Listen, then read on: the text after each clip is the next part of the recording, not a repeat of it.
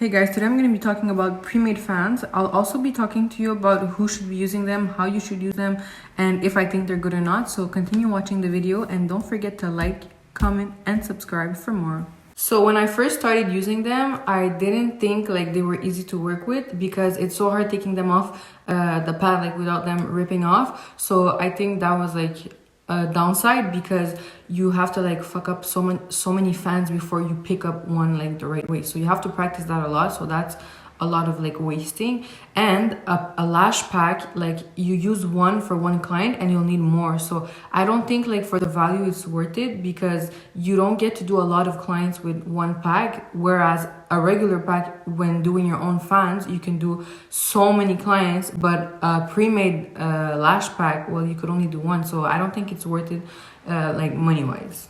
I also think that people who should be using the pre-made fans should be experienced lash techs. So if you already had a course, if you're already doing volume or mega volume, I don't think if you're a beginner, you should directly start with pre-made fans because you won't know how to make fans yourself. So if ever something happens, you're missing fans, whatever, you won't be able to do your clients' lashes. So that's another downside.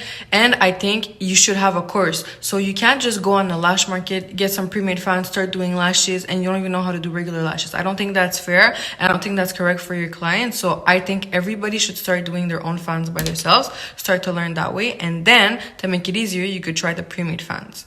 My honest opinion, I think they're really easy to work with. Like now that I tried them, I don't recommend using them because like I said, you use so many for not a lot of clients. I also think money-wise, they're not worth it.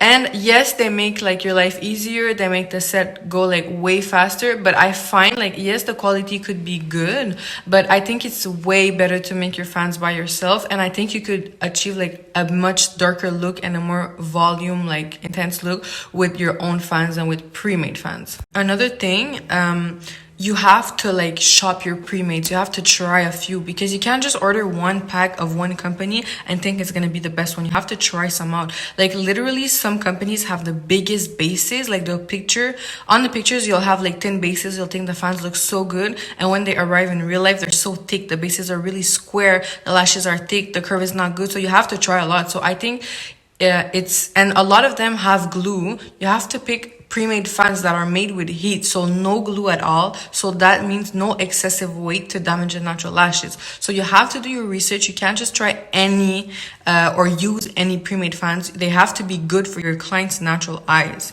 So that's a really important factor. It's even one of the most important factors while shopping for pre-mades. So in this video, I'll be showing you how to pick up a fan. As you can see, it's really not that simple. You have to pick up the fan in the center, lift it up from the sticker part, and put it back on and pick it back up.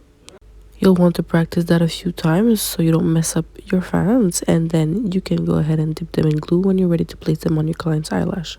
Make sure you don't apply too much pressure while picking them up because you can easily ruin your fans. So that was a quick video to show you how we picked them up, and now continue watching to see how I did my client's full lash set.